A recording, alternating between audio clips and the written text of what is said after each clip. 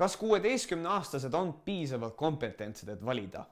Jah, on küll ja seda kinnitavad nii teadlased kui ka teiste riikide kogemus. Enne kohalikel valimistel noortele valimisõiguse andmist viidi läbi väga põhjalik uuring, selgitamaks, kas 16 ja 17-aastaste noorte hääletamine erineb kuidagi täiskasvanud valijatest. Ja tulemuse põhjal selgus, et olulisi erinevusi ei ole. Noored teevad oma valiku toetudes sarnastele põhjustele ja tahtlikke protestihääli antakse üsna vähe.